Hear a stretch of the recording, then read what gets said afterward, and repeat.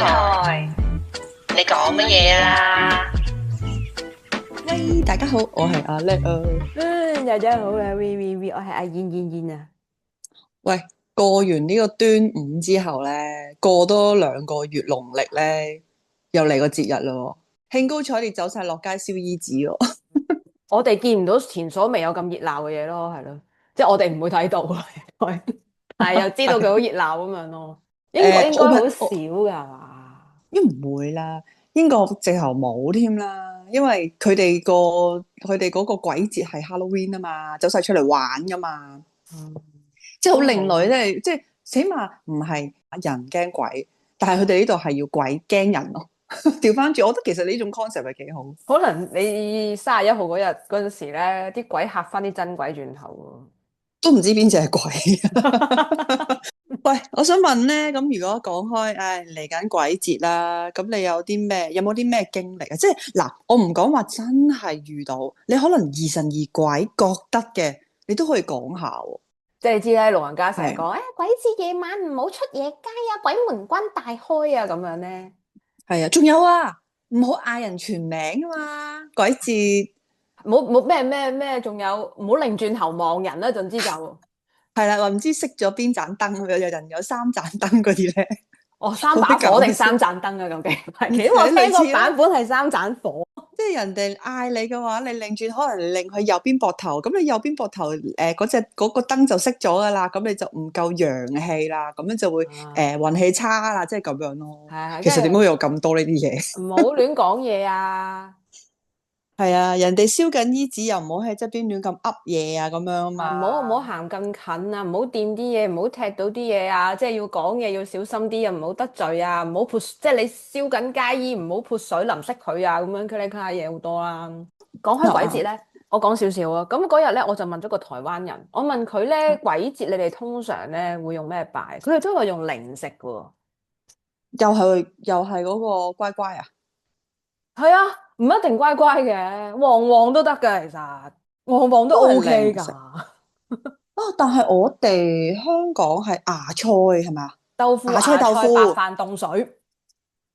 哦，咁我又唔清楚。我以前就係每年跟屋企人來拜嘅，燒街衣。哦，哇，忙到飛起啊！嗰陣時咧係要幫手接嗰啲衣紙咧，我由讀書嗰陣時幫手接，哇，接到手指都抽筋啊！真係。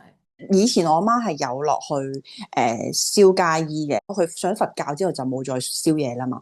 咁佢就唔帶我落去，原因佢就話因為小朋友容易接觸接觸到靈體嘅時候覺得，所以咁細個唔好落去啦咁樣咯。咁就所以我就從來冇參與過嘅。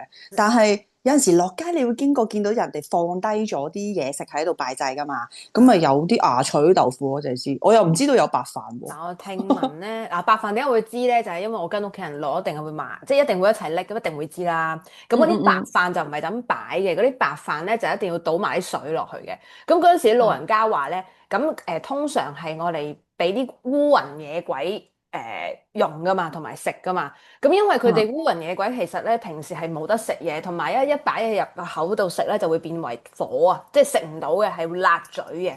咁所以啲芽菜咧係要生，豆腐係要凍，即係都係生噶嘛。咁啊啲飯咧要倒啲水落去，咁佢先至唔會辣喎。嗱，呢個都係我聽翻嚟嘅啫，我照做嘅啫。學到嘢係咪啊？咁我哋講翻啦，你有冇遇過一啲疑神疑鬼的事咧？我如果對我嚟講，我覺得係真噶啦，唔係疑神疑鬼嘅，真係。哦，咁啊，語文奇長。最細個開始啦，咁我記得咧，我細個小學咧就讀天主教嘅，中學咧就讀基督教嘅。咁我記得咧有一年咧，因為嗰個年代我哋父母都會出去做嘢噶嘛，即係好少話喺屋企好耐噶嘛。咁啊嗰年咁啱有一日咧，就我得我自己喺屋企嘅啫。仲記得嗰日係因為啲兄弟姊妹都出咗去玩未翻咧。咁嗰陣時咧讀基督教咧，佢本聖經基督教係中學啊嘛，係嘛？中學。咁我小學唔講啦，因為嗰個太長，我唔講。咁其實嗰日好簡單嘅，就係我就喺屋企啦。咁我有本聖經，嗰本聖經咧，我就記得我係你知聖經好厚噶嘛，厚過黃頁噶嘛。咁佢咧，我就將佢揭開一半，即係好似打開一半咁樣啦。就打洞咁放喺個櫃邊嘅，即係但係嗰個櫃冇突出嚟嘅喎，啱啱好貼到合一合嘅喎，拍埋去嘅喎，喺我個 OK 嘅。床隔離嘅啫。點解你要咁樣放嘅？覺得咁樣啱啱好啊嘛，冇位啊嘛，咪就咁拍佢咯。哦，OK。你唔係打開咗放嘅，你係啱我係打開啱分咗一咗啊半。打開打開咗咗一半，放。跟住之後我就凍住咁樣拍埋去咯。哦，即係嗰個位好窄，啱啱好係啦攝入去，咁就所以你分開咗佢一半，係啦，打開咗半。哦，但係搖佢唔喐噶，你篤佢都唔會跌嗰啲嚟喎。係咁擺咗，OK。咁多日都唔會跌，咁證明即係其實佢好穩陣噶啦嘛，係咪先？咁好係。啦，咁嗰晚我準備瞓覺嘅時候咧，咁其實咧我記得就係夏天開冷氣嘅，咁冇風噶嘛。咁嗯。突然間咧，嗰本聖經咧自己跌咗落去張床度。你正常一個物理學，你本聖經本身係動起打開嘅，咁跌落去床嘅時候，即係跌落去平面嘅時候，你覺得佢係冚埋定係，即係佢係冚住啊，定係冚咯，應該冚埋咯。你就覺得應該係冚埋係嘛？係啊。即係你覺得佢跌落嚟，佢都唔係，哦，我嗰個冚埋意思唔係成本冚埋咗喎。我係合埋咯，總之嗰本嘢變翻咗一本書，就唔係打開咗咁樣咯。我嘅佢冇感覺應該係。合埋，佢跌落嚟嘅啊。時候咧，就係揭開咁樣，揭開。我點樣形容咧？佢裏邊嘅內文係喺下邊咯，嗰個被喺上面咁樣搭咗落地下咯，但搭咗落張床度咯。哦。咁我就喺度諗緊，嗰時我得10零歲啫嘛，我心諗，咦唔係喎？我記得唔知邊個親戚教我，如果覺得有唔妥嘅，要大聲講粗口喎。跟住我就喺間屋度係咁講粗口，好大聲喺度鬧，哦。因為喺度鬧。嘟嘟嘟嘟嘟咁，我幫你嘟咗佢。我搞住我瞓覺，我仲喺度鬧咁樣喎。咁跟住收尾咧，我就將嗰本聖經咧嬲嬲地咧，好大力咁樣就拎起，再揭開拍翻埋去。哦，跟住我就 OK。走咗去瞓覺啦。然後我唔記得咗啦。冇事發生嘅，咁就冇事即係總之係好離奇地佢跌咗落嚟。係啦，哦，OK。就咁但係將你住嗰間屋係咪都 so far 係舒服嘅？冇嘢。哎，我都唔知有冇嘢啊。其實講真，咁細個，但係你會奇怪噶嘛。但係我哋係有拜神嘅。嗯。我當年我記得係有拜呢個地主公公同埋呢一個仲有咩咧？土地土公地公。係有嘅。咁但通常一套，唔知點解。但係我搬離開咗嘅時候咧，就收到風就話應該係唔知點樣搞錯咗咧，所以就應該冇請到咁樣嘅。哦呢啲 OK。就唔記得啦，呢啲係睇屋企人搞嘅，所以我就唔係好清楚啦。但係冇啦，就喺屋企發生咗個咁嘅事咯。咁你有冇試過眼見過一啲嘅嘢咁樣啊？眼一啲物體見過就冇，即係親眼目睹嘅有冇咧？冇嘅。我都諗緊自己係咪眼花嘅喎，因為我記得嗰時農曆七月真係試過咁嗰啲屋村咧，咪有啲公園仔嘅，啲小公園咧咪有啲矮草嘅，係。矮草咁啊。咁我記得嗰日農曆七月我落去放狗喎，咁跟住咧我就見到有對透明嘅腳咧喺啲草度行過咯。夜晚，夜晚咁啊，即係啲夜晚燈色昏暗嘅期間。因為你喐嘅一定係好現眼，因為啲草唔會喐噶嘛，冇風。哦，又喐添啊！啲草喺度行緊啊，行過啊。哎呦，又睇灰色嘅嗰度嘅透明啊，我睇到係嚇。你嗰隻狗有冇異樣先？佢冇吠啊？我諗佢都見慣啦，喺條街度。即係其實可能佢哋本身真係長期見到呢啲嘢。我成日都覺得啲狗咧好靈敏噶嘛，所以我覺得佢哋咧就算眼又好鼻又好咧，其實一早已經 sense 到有呢啲嘢存在，佢都覺得係人類咯。我成日都咁覺得㗎。我嗰時我屋企人咧就喺一個尖沙咀某個商場咧有開間鋪仔玩下嘅，咁嗰個商場出名咧就聽聞係好猛鬼㗎，尤其是個女廁。咁我哋有一日咧，我有時會過去陪我屋企人看鋪噶嘛，咁我就我哋帶埋隻狗翻去咯，我哋覺得好大隻噶嘛。嗰晚已經係凌晨2、3點，同其他鋪頭啲人喺度吹緊水啦。咁啊，突然間見到我哋隻狗咧喺我哋間鋪度咧個反鏡就望住咗個冷巷某個位啊。咁啊，跟住咧我睇住佢嘅喎，我睇住佢咧就起身，然後咧就行出去，然後咧佢個樣啊，佢嗰個頭啊惡高啊。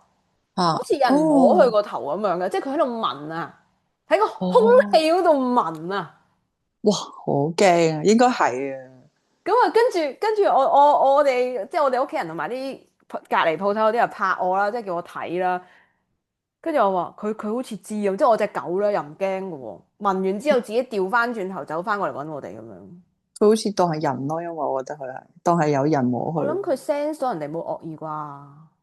係咯，應該都係。唔係我自己感覺，我覺得即係佢哋有陣時咧係未必知自己走咗咯，所以佢哋咪好似一個正常人咁樣咯，唔係全部都有惡意噶嘛。即係好似你街都唔會無啦啦有人走埋嚟咬你啊，係咪先？即係我覺得係咁嘅感覺咯。即係佢哋走咗去喺另外一個空間，咁變咗咧，咪有一個維度嘅。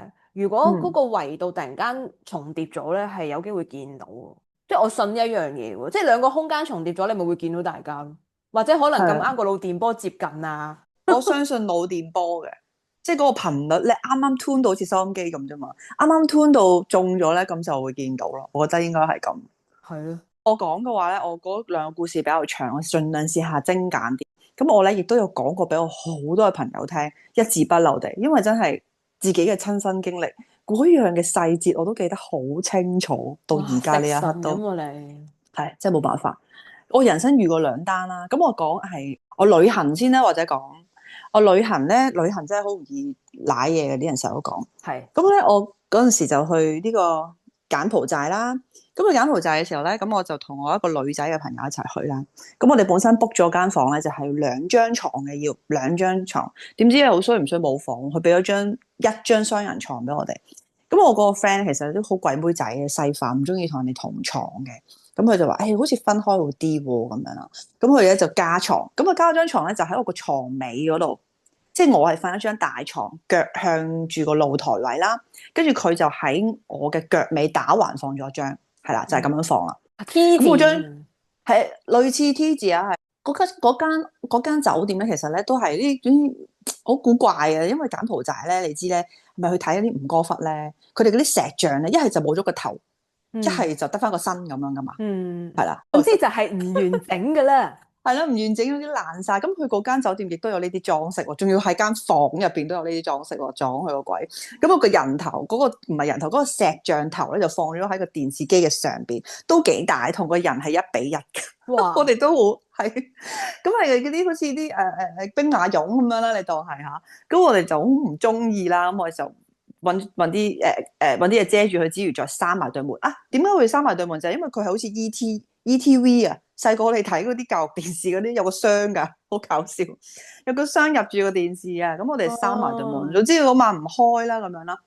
咁跟住咧嗰晚發生咧就係一入到佢間房咧，咁其實我個 friend 攞完房就我個 friend 就已經唔舒服啦，入咗佢間房就咁，但係我哋要出去食嘢啊嘛。咁啊食完嘢翻嚟，佢就開始嚴重咗，佢就有個喉嚨痛得好緊要，係話好唔舒服，好似有啲發燒。咁我哋冇藥，其實有藥嘅，不過我 friend 都係嗰啲我唔盡量唔好食藥啊嗰啲咁樣啦。咁嗰晚就好快瞓咗啦。咁我略略講一講，我瞓嗰張床咧嘅背脊咧就係廁所嚟嘅，所以咧如果我 friend 要去廁所，就會經過我嘅左手邊行過去。咁嗰間酒店係鋪地氈嘅，咁嗰晚瞓咗覺啦，好早瞓啦，好攰啦，咁啊瞓下就聽到我個 friend 落床行，經過我嘅左邊行去後邊嘅廁所，咁啊大家女仔唔會閂門㗎啦，咁佢啊聽到佢啲 VV 聲啦，跟住聽到佢沖廁聲啦，跟住聽到佢開水喉嘅聲啦，咁當佢一閂水喉，即刻靜晒啦，嗰下我 friend 喺個床尾度咳喎，即係同時間嘅係一熄水喉嗰下，我 friend 就已經喺床尾度咳。咁即係冇可能佢飛過嚟嚇，咁即係廁所有另外一個人啦。咁我就好驚啦。當時係全間酒店房係熄咗燈嘅，因為我呢個 friend 好鬼麻煩，又話要熄燈瞓覺，又話少少光都唔得嗰啲咧。咁我就冇乜所謂。咁嗰刻我好驚喎，咦咁嘅咁樣啦。跟住嗱嗱聲開燈，開晒啲燈。我見到廁所係冇着燈嘅原來。咁我即刻開咗燈。跟住我就問我 friend，我 friend 就已經坐咗喺度背住我，仲要背住我，好似會擰個頭望轉過嚟嗰個感覺。我好驚，千祈唔好轉過嚟。你知唔知我講咩？嗰個叫咩啊？咧嗰個驅魔人啊，係會嘔啲綠色嘢出嚟。因為我 friend 好長頭髮㗎，仲要跟住佢背住我咳，係咁咳。跟住我即係嘗試大聲啲問咧，得壯膽啊嘛。喂，你冇嘢啊嘛？有冇事啊？好似好唔舒服喎，即係類似講咗呢啲嘢啦。咁我 friend 係一路冇答過我，係咁咳，跟住揾隻手揈，係咁即係 say waving 啦喺度，冇事冇事嘅意思咁樣咯。嗰個 moment 佢係冇擰過嚟咯。跟住我再問到佢一句，我話你介唔介意我開燈瞓啊咁樣？佢冇答我咯。跟住佢就自己瞓翻，都係背住我瞓翻低咯。咁我好驚啊嗰下，我開晒燈，跟住我突然間醒起咧，喺我嗰個電話，以前嗰啲電話套咧，咪好興摺嘅，我唔知你知唔知我講邊隻？其實而家啲老人家好中意用嗰啲啊，以前好興噶嘛。佢未至於摺機用，即係電話有個套係可以摺埋嘅嗰種。係咁，我醒起咧，我一路我媽咧臨出發之前咧，攝咗一張嗰啲觀音卡啊。類似嗰啲咁樣嘅喺我個電話入邊，佢話你去旅行你自己袋住啦咁樣嘅。咁我嗰刻覺得不如擺出嚟咯。我覺得其實我唔信嘅，但係擺出嚟好似安心啲喎咁樣。我成晚驚佢擒過嚟。咁我嗰個就嗰晚又唔知。你唔好話擒啊，再出啲聲你都驚啊。係，或者突然間講嘢唔係佢把聲。突然間係咯，我究竟叫唔叫醒你好啊？大佬最慘你知唔知啊？咁跟住就係咯，咁我做第二日啦，咁佢瞓醒又正常冇嘢咯喎，冇晒事喎 ，check out 啦嗰日瞓咗晚啫，跟住冇晒事喎，咁我就一路都唔敢話俾佢聽呢件事，跟住我就落到樓下 check out，我先問佢，我琴晚你瞓成點啊？佢話哇好好瞓啊，我好攰啊，琴晚我咁講，咁你琴晚有冇去廁所？佢話冇啊，一覺瞓天光啊咁講，跟住我真係覺得，我就話咗俾佢聽呢件事咯，咁跟住唔係嘛，我冇去過廁所喎咁樣。因為其實我講過俾幾個 friend 聽咧，有啲 friend 信呢啲嘢，佢就話覺得應該係嗰晚佢係撞咗嘢嘅，係啦，睇落咁亦都係啦，同埋好彩我冇叫醒佢咯。佢話佢唔答你唔擰住面係正常正確噶啦。佢話如果佢答你，佢擰住面同你有對話嘅話，咁你就好麻煩咯。我有啲 friend 係咁講，即係我都好快，即係嗰晚過咗就冇事咯。我覺得咧，你知唔知諗住去旅行咧？你自己唔一間房，同個 friend 一間房咧，冇咁驚啦。其實最乸驚就係連佢都俾鬼上身嘅話，你真係最驚嗰個，因為你見到嗰隻鬼喺你隔離，仲要上埋你個 friend 身，你係最驚呢單嘢。點解你自己一個人都好，因為睇唔到隻鬼啊嘛。好彩我同佢分床瞓嘅，如果佢同我一張床，我仲驚啊！咁喂，你講開呢單咧，咁我有一單又係同個 friend 咧嗰陣時一齊去台北玩啊。咁啊，我哋又同另外一 pair 啦。咁話説咧，我哋去台北嗰陣時咧，佢唔知點解其中一個 friend book 就話，不如我哋跟團咯，4日3夜咁樣啦，成日都一齊去癲下啦。book 團喎嗰個年代，又唔係貴咧，佢嗰啲酒店一定唔方好啊。咁我好記得咧，最後嗰晚咧就去咗一間好似嗰啲佢哋嗰啲大旅店啊，佢哋唔係叫酒店噶嘛，賓館形式咁啊嘛。係啊，即係你係覺得好似去咗開房嗰啲咁樣嘅嗰個樣。同個 friend 講笑啦，我其實咁嘅，攞房嗰陣時咧就撞啱。喂，我同我嗰個男仔 friend 係一間房嘅，但我哋分床瞓嘅，因為我哋好 friend 所以冇所謂。咁啊，點知人哋話喂，唔好意思，我哋剩翻一間房得一張床喎，梗係唔得啦，我哋兩個唔可以一齊瞓噶嘛。咁卒之咧就安排咗最頂樓嗰間好乸大嘅，咁就有一個廳仔一個房，後邊有廁所，咁嗰張都係雙人床。咁然後咧我個 friend 就話加錢啦，咩啦，分開2張床好啲咁樣咯。咁好啦，其實一個人分5大張床喺酒店嗰度就好乸驚噶嘛。一上到去啦，佢咧就諗住瞓喺廳嗰邊，我就自己瞓喺個床嗰度。咁其實嗰個位係就係咁嘅，一入門口咧右邊就係床，係咪咧？嗱，你即係總之係咪你入去右手邊係廁所啊？即係啦，右手邊就係廁所嚟嘅，就唔係床頭，係側邊啦。總之道門係向住張床噶啦。咁跟住再入啲向左少少就係個細廳。咁個廳咧就有一個好舊嗰啲咧，即係好似你嗰啲咁樣大頭龜電視機，好細版嘅。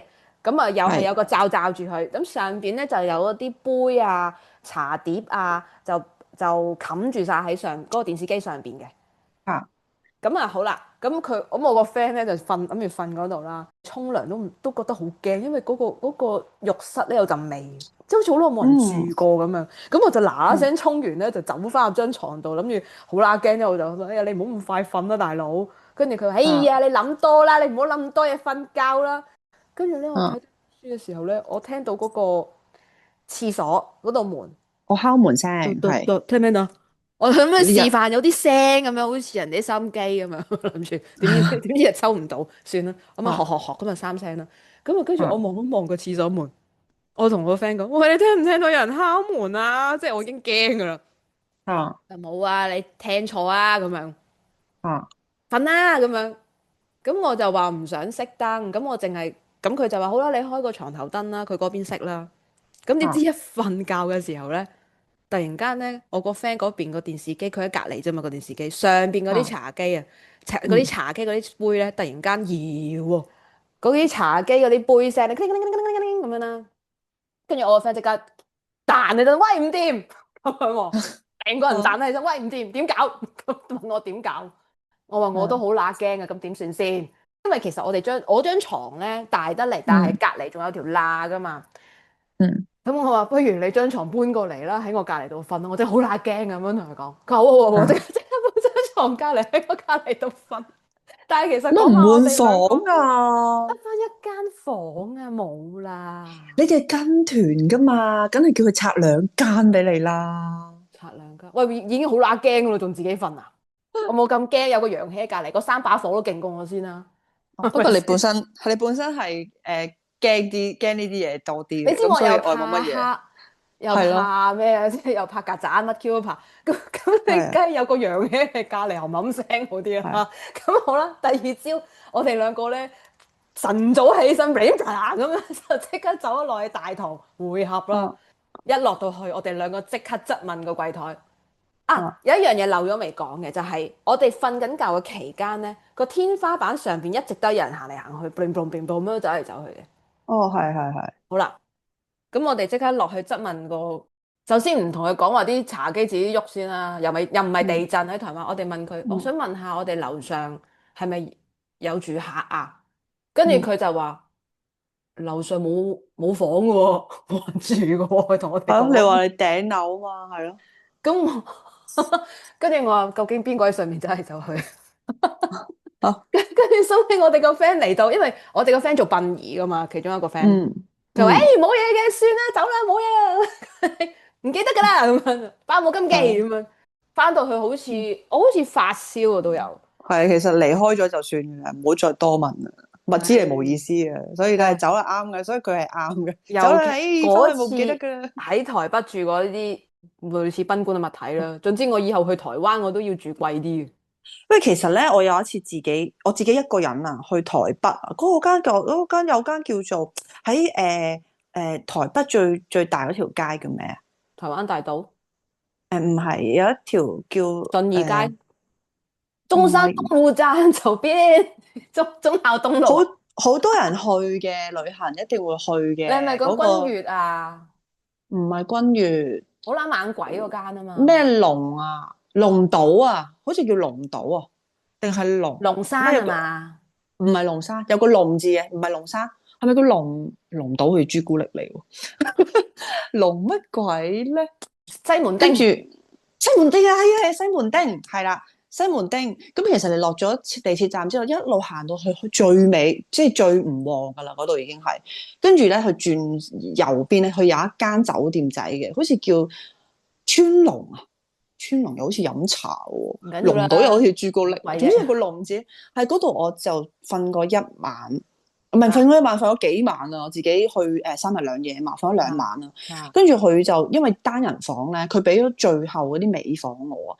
其實我入到去嗰陣時咧，打開門我已經覺得好唔舒服，因為我感覺係好淡噏味啊，有噏味啦，跟住陰氣重。係啊，但係佢有窗嘅，即係佢係嗰排窗都算大都算大啦，總之佢一張床隔離就全部都係窗嚟噶啦，但係嗰啲窗係唔開得㗎，因為係後巷嚟㗎。跟住就有個洗手間，好細嘅，其實間房真係好鬼細。咁我係尾房咯，隔離咧就係一個 staff 嘅擺嗰啲清潔用品嗰啲房咁樣啦。跟住我對面就係個電機房，即係總之我係無端端有一間房係角落走出嚟係淡定，好似啲員工宿舍咁樣咧。係啊，其實嗰晚我瞓都係唔舒服，我成日聽到有人行過嘅喺門口，但係我係尾房嚟噶嘛，咁我又八卦啦，裝下唔怕咁嗰啲，咁我冇裝下冇人嘅喎，真係，咁我成晚都好驚啊，其實嗰次都，咁我咪開電視開大聲啲瞓覺咯，反正我隔離都冇人咯，唔怕嘈到人咯，跟住又開燈瞓咯，咁但係開電視。開電視又係衰，佢無啦啦咧又會播咧嗰啲電影嗰啲 trailer 俾你，佢又講鬼喎，頂你個肺啊！心諗，唉，真係我唔知睇咩，我今日撳兒童台咯，唯有，唉，激鬼死，好好笑啊！我揾翻啊，我住嗰間酒店叫東龍啊。叫東龍集飯店啊，佢係2星級嘅啫，其實，但係佢我早幾年又再去多次旅行啊嘛，都係住翻呢間酒店，幾勁。佢重新裝修過而家，你橫掂都聽過咗呢聲。唔係佢重新裝修過晒啦，好靚嘅一間酒店。係啊，咁唔同我以前舊去住就唔同，嗰陣時真係有少少賓館，香港啲賓館 feel 嘅。而家就唔係啦，而家真係似翻間好似樣嘅酒店。依家好啲嘅，台灣啲酒店都我覺得依家好啲嘅，以前真係唔掂。我講係我嗰陣時租屋住啦，咁就有2個 partner，一個就係我個女仔嘅朋友同我一齊租啦，另外就係有我嘅細佬咧一齊租屋住3個人啦。咁咧嗰間屋咧其實都幾平㗎，喺嗰個年代嚟講咧就8000蚊就3房。係啦，嗰個年代其實講緊差唔多1萬蚊先有3房嘅，咁我哋有8000蚊都 OK 喎，係有少少唔就腳啦，咁但係我覺得因為係唔就腳，所以咪平咯，我哋咁諗嘅啫。咁我住好快就博取啦，咁佢個業主其實係一個印巴人嚟嘅，咁佢就第一日我哋搬屋，因為我哋3個人搬去一間屋啊嘛，咁就變咗有好多垃圾嘅嘢啦，雪櫃都有2部啦，唔知點解啦。咁好麻煩啊！嗰間屋搞咗好耐，跟住就搞由朝頭早搬到夜晚11點鐘，即係我喺間屋入邊執嘢。哇，未食嘢喎！原來大家先食，哇，未食嘢，唔記得咗食嘢。咁我哋就諗住落去食嘢，上翻去。咁點知對門反鎖咗，即係開唔翻對大門。食完嘢翻去之後，咁我哋死啦！唔係話第一日就咁未住嘅喎，我哋都。咁啊，夜晚食完嘢都12點幾啦，咁啊，梗係要揾人嚟開鎖啦。咁夜又唔識嗰頭啊，因為啱啱搬過去，唔識嗰頭啲咩開鎖佬。跟住我個 friend 就 call 佢個 uncle 嚟，幫我哋睇。咁佢個 uncle 嚟到嘅時候，幫我哋開鎖咧。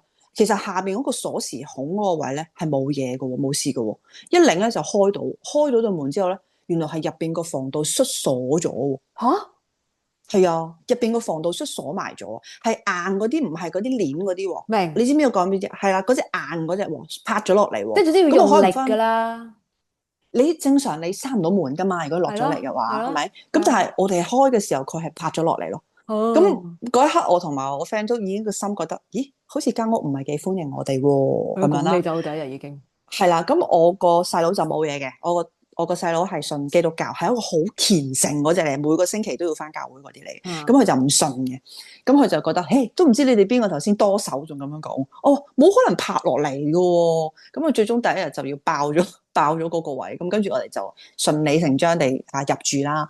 咁入住咗頭2個月嘅時候咧，咁其實我嘅女性朋友咧，佢已經係有啲唔舒服㗎。佢生濕疹生得好勁，同埋有生嗰啲癬啊，唔知你知唔知圓形一個圈一個癬啊，一個個圈嘅喺個身度。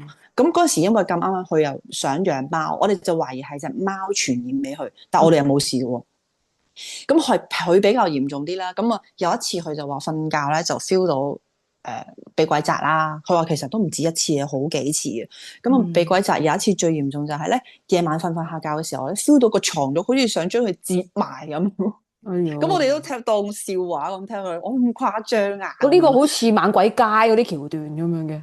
係啊，佢好驚好驚。佢話嗰朝係差唔多每次都係差唔多天光4-5點嘅時候發生嘅。咁佢就醒咗個朝，佢就話好驚 ，feel 到係張床喐啊，直頭好似下邊有人踢佢啊。咁佢好驚就坐咗喺個廳度，咁就因為我同佢同一間公司翻工，嗰時 friend 到咁，同一間公司翻工，咁我心諗，我起身嗰時叫佢，哇，做乜坐咗喺度嘅你咁早，佢搞掂晒噶咯喎，跟住佢話，我翻去先啊咁樣啦，咁翻到公司佢就打內線俾我，佢話喂，我咧執晒嘢啦，我諗住咧避一避先，佢話間屋有嘢咁講，我話吓？唔係嘛？我瞓得好好喎，咁樣。跟住佢話唔係咧，佢話真係有啲唔妥啊，咁樣。佢話我避一避先，佢話我真係好驚。佢話因為成2個月我都唔係瞓得好好咁樣。咁我咁好啦 ，OK 啦。咁佢抱埋隻貓就走咗啦。咁佢離開咗之後咧，咁我就輪到我咯，輪到我有事咯。咁係啦，咁嗰陣時我又衰嘅，成日好夜翻屋企，成日都11-12點啊，有陣時2點幾3點先翻到屋企，可能就個人叫咩咧？陰氣重啊！睇陰氣重可能係，咁啊有一次就正常放工時間，咁我就大概6點零7點翻到屋企，咁啊嗱嗱聲沖涼啦。啊！嗰個廁所燈咧又好奇怪，唔知點解換極佢都燒嘅。呢間屋個廁所燈好得意嘅，即係每次我換完1個禮拜到佢就燒。我哋懷疑啊，可能個廁所濕氣重啊，所以成日令到個燈膽壞。咁我哋就索性直頭唔鬼換佢，唔換直頭由佢黑掹掹咪黑掹掹啦。因為咧佢個門咧其實係一個磨砂玻璃嚟嘅。即係見到出邊啲影嘅，咁我出邊開咗個廳開個燈，咁我個廁所咪有少少光咯。我哋係咁樣諗，咁所以算啦咁樣啦。其實都自己搬出嚟住都冇乜所謂噶啦，成日都覺得呢啲。咁嗰日咧，我就入去就閂埋廁所門啦，咁我就洗面咯。咁個面盤咧嘅右邊就係嗰對磨砂嘅門，咁我洗下面啊角門喎。咁我就諗住會唔會係我細佬翻嚟咧？咁我就係啦，就同佢講話，我洗緊面，我沖涼啊，我話等陣先啦咁樣。咁佢角門係聽到聲㗎，角角角咁樣㗎，有聲。跟住我望一望個磨砂玻璃，我係見到佢企咗喺出邊嘅。咁因為你有影㗎嘛，係啊喺出邊。咁我咪照沖涼咯，沖完涼出嚟，哇頂啊！間屋一個人都冇喎。咁我冇理佢啦，我繼續喺度，即係我做我自己嘅嘢，睇下電視啊，玩下電腦啊咁樣咯。咁11點鐘翻嚟，跟住我話：咦，你頭先去咗邊啊？咁講，佢話去咗邊？佢話教班咯咁講。我話頭先有冇翻過嚟？跟住佢話冇啊，佢話今日踩一日啊，好攰，仲咁樣類似同我咁樣講咯。跟住我話咁頭先邊個翻過嚟？佢話咩邊個翻過嚟？即係好似反問翻我咁。我唔係喎，頭先你翻嚟唔係各個門咩？跟住佢問係咪我個 friend 咧咁樣咯。跟住我話咩啊？佢唔翻嚟啊嘛，驚啊嘛。佢話佢同我細佬即刻你眼望啊，好似有啲唔妥，即係覺得。跟住我話得唔好講啦，算啦咁樣啦，大家唔好提啦咁樣啦。咁就開始嗰一晚瞓覺，我就發生事啦。就係我發夢咧，就夢到有個女人，咁就同我咧，我唔識佢噶，但係我好清楚見到個樣。咁就喺個天台上邊，我同佢傾偈啦，要飲啤酒又成嘅喎，好 friend 嘅喎。咁啊無端端傾傾下嘅時候咧，佢突然間喺個天台度嘣一聲跳咗落街喎。咁就係見到佢嘅即係個相係啦，個 body 嘅相貌係如何啦。咁即係因為我衝落去。睇咗咩事啊？咁樣你點啊？咁樣啊嘛。咁跟住咧，佢嗰刻未死嘅喎，仲同我講：你而家知我點樣死嘅啦？咁樣講喎。咁嗰個地方咧係下邊有啲叫做大排檔咁嘅地方啦，但係喺隔離嘅，就唔係跳咗落個大排檔度，類似係咁。咁我好奇怪地就係咧，我連續幾晚都發同一個夢喎，都係呢個女人喎。咁我就覺得唔妥啦，咁就翻公司 search 下啦。邊度有大排檔？附近又有人曾經跳過樓咧？咁樣我揾唔到有關資料，最近都應該係青衣嘅啫。但我又唔係住青衣啊嗰陣，所以我呢件事就一路都好懊惱，究竟發生乜事？咁我就同我阿媽講呢單嘢啦。其實我發完呢個夢之後，我就病得好緊要。我係皮膚啦出事啦，即係又係好似我 friend 講，我生嗰啲癬啊，我都有生啊，開始一個圈一個圈咁生一個生條頸度都有。跟住就荷爾蒙失調啦，跟住嚟唔到 M 成9個月啦，即係好多呢啲咁嘅問題喺呢間屋度發生。咁我媽就揾啲師傅上嚟審米啊，唔知念經啊、燒嘢啊嗰啲咁樣類似呢啲。我唔喺度㗎當時，即係我俾一條鎖匙佢。咁我翻個工嘅時候，佢就喺我屋企整呢啲嘢。咁我就都有質疑。咁我又問我細佬啦。咁我喂，其實你有冇遇過咧？咁講，佢話做人光明磊落。嗰啲撒旦魔鬼係唔會埋到我身，佢仲講。佢話你哋講嗰啲鬼咪其實撒旦嚟嘅，係你哋嘅心魔嚟嘅，咁樣同我講。咁我咁係咯，可能係，但我本身唔信噶嘛。唔係你個心魔點樣製造另外一個女人嘅樣出嚟先得㗎？係啊，好奇怪啊！咁嗰期我係真係好夜翻咯，咁我就覺得係應該自己唔夠瞓，所以就咁啦。咁我咁係啊，同埋嗰陣時我係有好嚴重失眠。嚴重失眠到係瞓唔到覺嘅嗰陣時，因為我驚啊，因為我驚發夢又夢翻嗰樣嘢，咁所以變咗我開始我又有啲失眠，咁俾咗租啊嘛，嗰陣時窮啊嘛又，喂大佬就要平租，特登租呢個地方，俾晒錢跟住又冇錢走，真係冇嘢驚過窮啊！我唔驚，我驚窮嗰個驚鬼啊！依家你個心態真係。唔係，同埋因為真係好難用翻呢個價錢去租另外一間屋，你知搬一次屋真係使好多錢噶嘛。咁我又唔係好想喎，咁我咪繼續住到即係合約完為止咯。咁我住到合約完為止之前咧，咁我嗰個星期都有夢翻呢一個人一次嘅。咁佢就喺個鬧市入邊咧，好似咧新年咧有好多舞獅、舞龍、舞獅咁樣啊，或者係潑水節，即係總之係類似好人頭湧湧嘅一個場面嚟。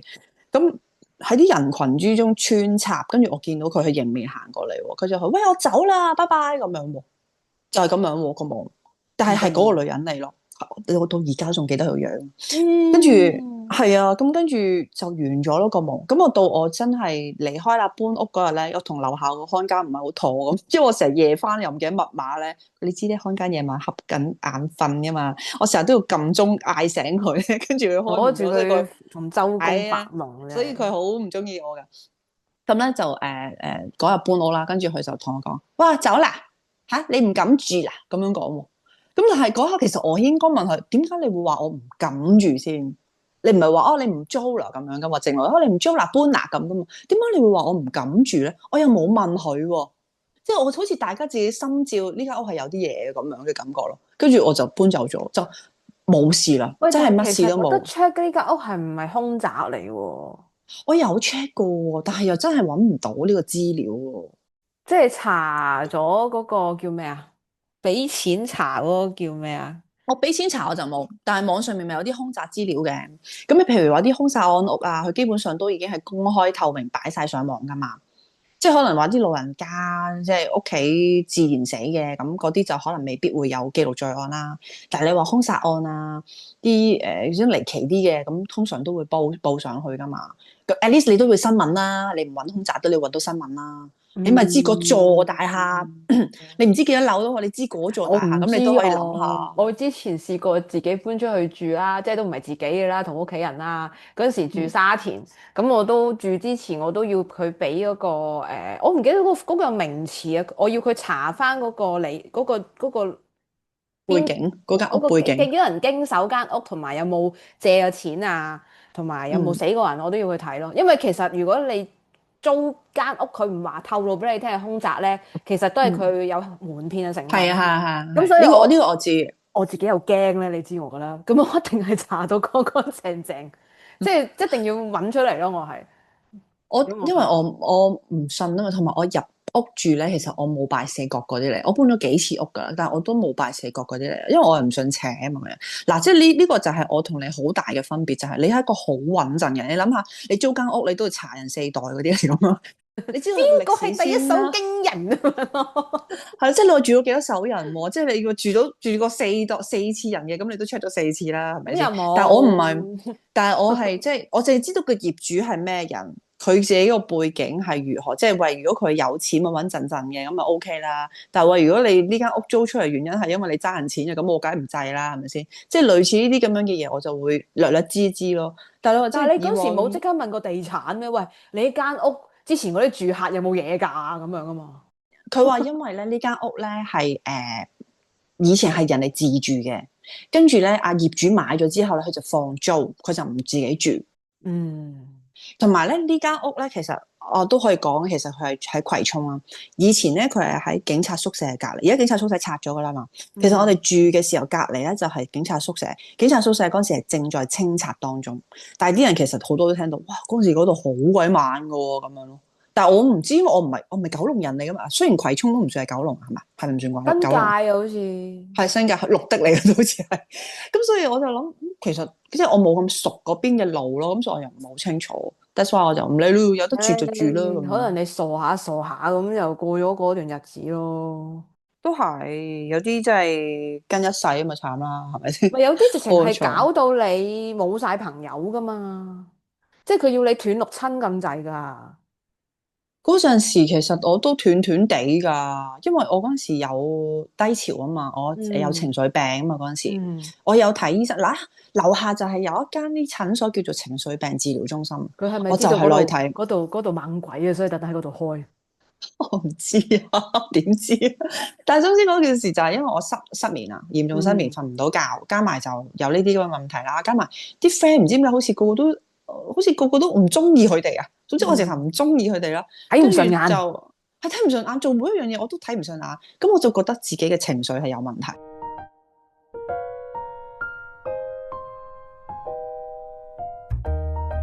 我哋上半 part 就講緊呢一啲嘅疑神疑鬼的事啦，咁你又信唔信有報夢呢啲嘢？嗱，我信嘅，但係我唔好話報夢先。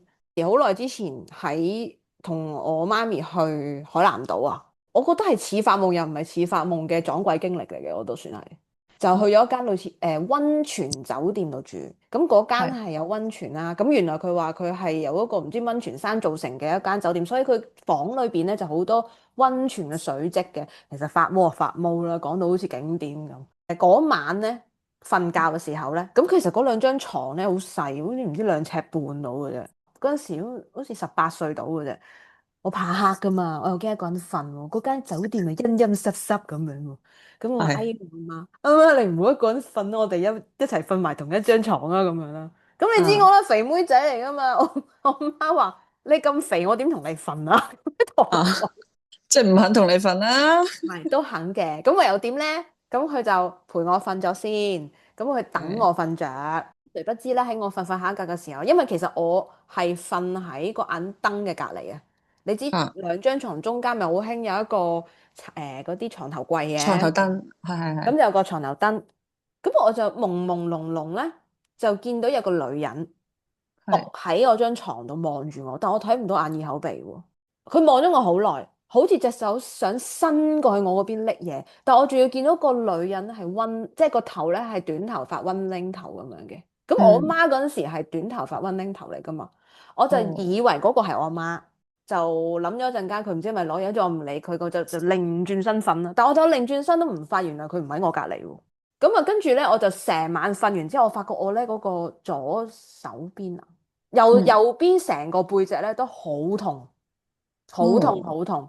咁啊，第二朝醒咗咧，我就問我媽啦，我話媽咪，我話你琴日係咪喺我床頭度拎嘢啊？佢話我冇喎，你瞓咗你豬咁，我即刻跳過隔離張床瞓，冇理你，同我講喎。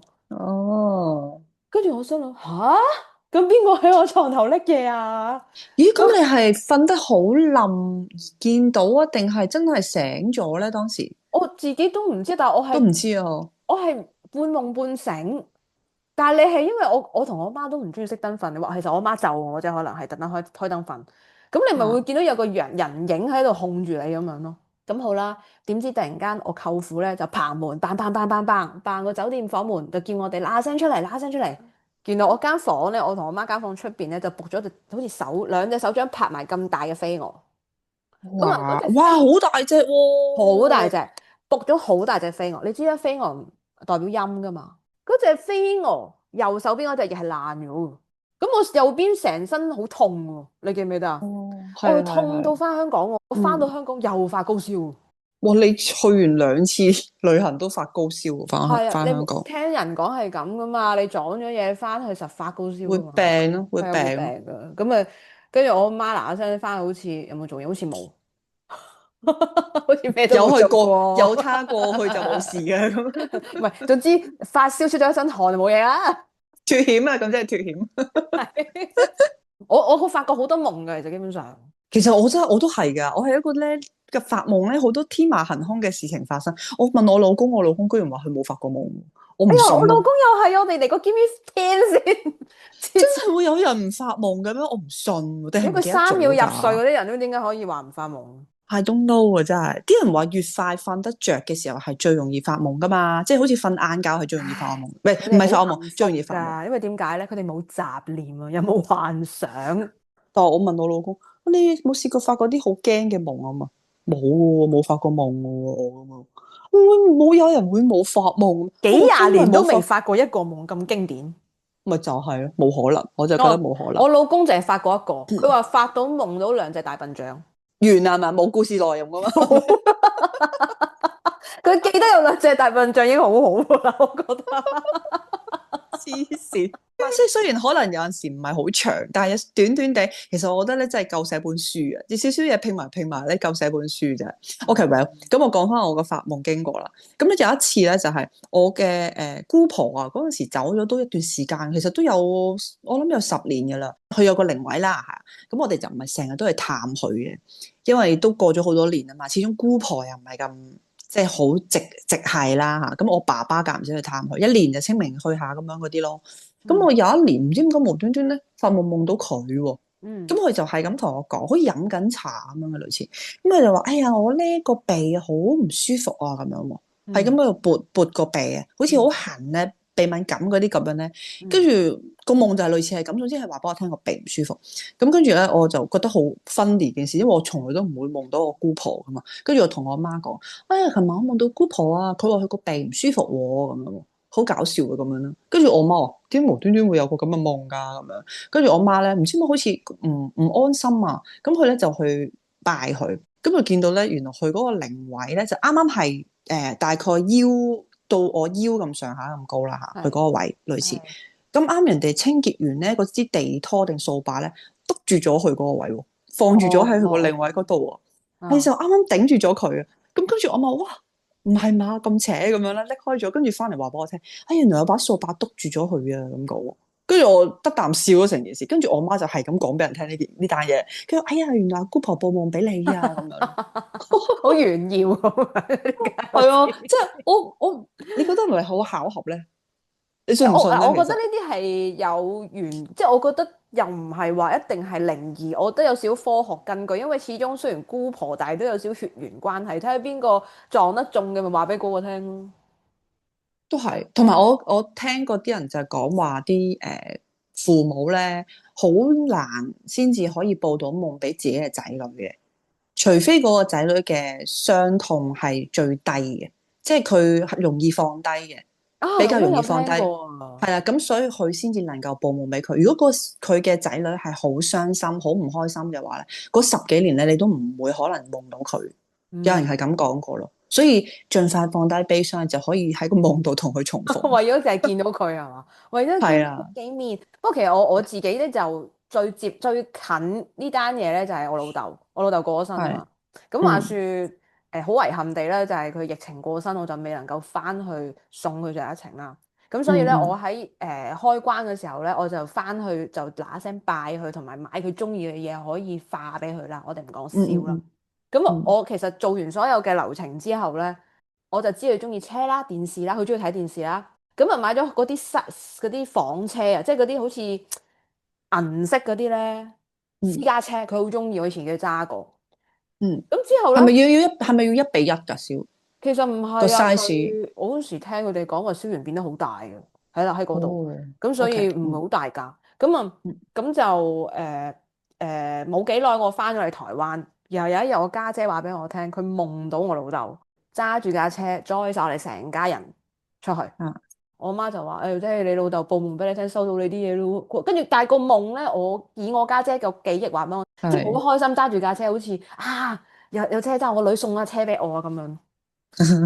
周圍炫耀係咪？我女送嘅咁我唔知，但係我記得我家姐個夢話俾我聽，話佢係好開心咯。都幾好啊，即係知道收咗冇其實我安心㗎，記錯件。因為其實我冇翻到去啊嘛，翻唔到去啊嘛，咁變咗我係有少少覺得安樂啊個心。即係個叫遺憾美咯，都 OK 嘅，其實已經好好㗎啦。咁即係無憾啦，已經。係啊，因為佢收到你啲嘢啦嘛。係啊，即係佢知我有翻去，係啦，遲咗啲啫。仲有個夢好得意㗎，我記得有一年咧，我夢到我阿公啊，我公走咗好耐㗎啦，即係喺我 BB 嗰陣時已經走咗。咁我公咧其實好錫我阿媽嘅。我話說我嗰次喺個夢度咧，喺個山度，我係點樣行上個山咧？我唔係行，我踩住個單車上去。嗰個山仲要係全部都係石嚟，嗰啲瀝棘棘。我係喺度踩住個單車咧，好輕盈咁樣真係踩上去，就見到我阿公。我阿公咧就着住條嗰啲藍間，以前嗰個年代藍間嗰啲孖煙通咧，粉藍色嘅藍間孖煙通，人字拖，揸住碗麵，件衫着住件菊花牌嘅背心，係好清楚。我見到佢揸住碗麵喎，就好英咁樣動高一隻腳，嗰隻腳係動喺啲石嗰度咧，叉住條腰揸住碗麵，望住啲景。咁我就踩上座頭，阿公呢度做咩啊？跟住佢話，佢一擰過嚟同我講：你阿媽唔俾我食公仔麵啊！咁樣喎。咁我就醒咗。咁原來點解咧？原來我公臨走嗰陣時，聽媽咪講咧，就原來佢有糖尿病㗎，咁所以就唔食得公仔麵。我媽就唔俾佢食公仔麵嘅。咁啊，跟住我就其實我你諗下，我好似手抱咁大，我阿公就走咗咯。咁我就一定係冇乜印象咯，對阿公。係咯。阿媽就問我：你夢到佢係點㗎？我咪照講咯，菊花牌背心同埋橫間孖煙通咯。跟住佢喺度笑，佢話係阿公成日着褲啲菊花牌背心同埋嗰啲藍間孖煙通。哦，咁就知道哦，原來阿公報唔俾我咁樣咯。係咯係咯，哎呀咁係啦，好神吻合奇啊！吻合，因為你夢到嗰個人咧，其實都要有一啲嘢係相似咧，我先會相信係嗰個人嚟噶嘛。咁你話啲衫啊、衣着啊，因為你 BB 嘅時期佢已經走咗咯喎，其實你對佢嘅印象好合零啊，係零啊。係咯。咁你都知道咁即係其實係吻合咗咯，係我覺得係佢報夢。因為你已經係冇，唔係應該係話你對佢嗰個印象咁模糊，同埋你個接觸嘅機會好少啊，你會更加想知道你夢到嗰樣係咪真？我就試過有一次就係我嘅姨媽咯，咁佢又係走咗好幾年嘅啦。嗰陣時我姨媽係 cancer 走嘅，都百病纏身而走，都好辛苦嘅走嘅時候。咁我同佢又唔係話真係特別親，但係我就知道佢係好錫我嘅，係真係最錫我嘅阿姨媽嚟嘅。咁跟住有一次就喺個夢入邊，就喺個輕鐵入邊，屯門嗰啲輕鐵啊。咁我見到佢咧就孭住嗰啲羽毛球嗰啲裝備，着晒羽毛球嗰啲衫。我知道佢以前有打羽毛球嘅，因為同啲 friend 會約打羽毛球。跟住我見到佢喎，咁我就喺個車頭度行埋去同佢講：哦，咦，姨媽你喺度嘅咁樣。跟住話係啊，我約咗啲 friend 打羽毛球啊，好開心啊！我而家咁樣，即係佢話哦，我即係類似係揾到我啲興趣，揾到我啲 friend 咁。我而家好開心啊，咁樣咯。咁個夢就完咗咯。咁我嗰一刻我覺得好安慰，就係好似佢想話俾我聽，我而家生活得好好啊，你唔使擔心我咯，咁樣咯。係啊，都係一個喜夢。係都係希望嚟嘅，好短嘅啫，其實。但係我即係隔咗咁多年，無端端又會諗得翻去，同埋加埋我又唔係同佢特別親咧。其實講真咧，除咗人嘅話，狗都會報夢喎。係點樣咧？嗱，我試過之前有一隻唐狗嘅，咁我隻嗯唐狗唔怕開名叫傻傻啦。咁嗯其實咧，佢16年走噶嘛，我將佢嘅骨灰咧係放喺屋企嘅，因為仲未諗到點安置佢。咁同埋你係嚟台灣咧，你係唔捨得佢嘅，即係你始終都唔想擺佢喺任何一個地方，驚佢俾人蝦啊。嗯咁我就哦嚟台灣嘅時候都諗定將佢帶埋過嚟噶啦，但係我自己係帶唔到過嚟，就要唯有叫媽媽幫我帶佢過嚟啦。咁啊係好啦，開關咗之後咧，我阿媽咧就自己帶佢個骨灰嚟。咁我好記得咧，咁其實台灣帶動寵物骨灰咧係唔使申請任何嘢嘅。咁就我就係正想問你呢樣嘢，點樣唔使嘅，帶過嚟？唔使，佢就咁將佢孭喺背囊就得噶啦。哦，OK OK，咁啊佢過嚟之前咧，因為嗰陣時啱啱開關咧，要隔離14日嘅，咁所以其實我媽咪只好一個人搭飛機過嚟，仲要喺桃園落機喎。桃園落機搭的士過嚟台中，咁其實你知啦，佢係老人家嚟噶嘛，佢未試過一個人搭飛機，我就好乸驚嘅。咁所以其實成個精神都落咗我阿媽度，我就長期就緊張，就係驚佢落咗機唔知會點啊！我係唔記得咗阿傻嘅骨灰就佢袋住嘅。不過喺佢臨飛之前嗰日咧，我就對住佢張相講，我話你跟婆婆過嚟台中揾媽咪啊！我話你記得睇住婆婆喎，我仲喺張相度同佢講。咁好啦，咁我阿媽好勁喎，落咗機之後咧又唔識講國語喎，過關斬六將俾佢上到的士喎。你知道要檢疫啊成噶嘛，即係又要驗口水啊成噶嘛。咁平時我傍住我阿媽唔驚喎，得佢一個人傻下傻下咁，佢又過咗去啦。嗯咁嚟到之後咧，接咗佢咧，啊，即刻成個人鬆晒啦！我哋咁嗰晚瞓覺咧，我就夢到阿傻啦。夢到阿傻咧，就帶翻我哋以前俾嗰條狗帶啦，佢頸帶藍色，紅色繩楞住佢嘅。我就夢到自己同佢好似平時放佢落街咁樣，同佢周圍行，拖住佢周圍行，拖住佢周圍行。我行佢又行，我企佢又坐低咁樣嘅。咁啊，收尾個夢醒咗，我心諗啊，應該係阿傻話俾我聽，佢過嚟啦。係咯，斷咗罪咯，真係。你同佢好似平時咁樣咯。即係咧，其實好搞笑一樣嘢就係呢個衰仔咧，閒就會報個夢俾我噶啦。係咩？哇！你阿媽好勁喎，一條友嗰時其實好複雜㗎，即係要檢疫啊又成咧，其實件事好複雜。但係佢話傻下傻下又上咗的士，其實佢得嘅，只不過係你擔心啫。佢都話唔知係咪阿傻咧保佑啊？佢話好多時問人唔知點解啲人主動走嚟幫佢。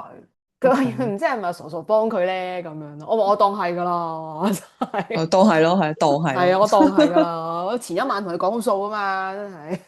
睇住婆婆啊，為市民啊，係咪？好啦，講鬼啊，講到報夢，又拉又撚咯，都係啲似是而非嘅嘢啊嘛，因為咪其實可能咧有陣時我都相信喺另外一個世界嘅親人們咧，或者狗狗們咧，佢係想你開心咧，咁就會報個夢俾你嘅，即係等你安心嘅。係啊，咁啊真係要介紹大家睇下呢個 Netflix 嘅《比天堂還美麗》。比天堂還美麗嘅一套韓劇，呢套韓劇咧，如果大家係有養小動物的話咧，都唔一定係小動物嘅，即係人都好啦，你就會見到有啲好多瓜撚騰騰撚瓜嘅一啲嘅關係啦，恩怨一啲因果嘅嘢咯，即係可能你幫咗人，或者你鬧咗人，或者你打咗人嘅話，你都會伸延好多蝴蝶效應嘅因果出現咯。佢又唔係有宗教，但係佢又撚咗一啲宗教嘅元素，佢即係好特別咯呢套嘢。你睇到個地獄入邊係點樣，即係做咗啲咩衰嘢，你會下邊受啲乜嘢？喺天堂你又會可以享受到啲乜嘢？係啦，就係咁樣啦。記得subscribe我哋啦，CL 線我哋啦，我哋下集再見，拜拜，拜拜。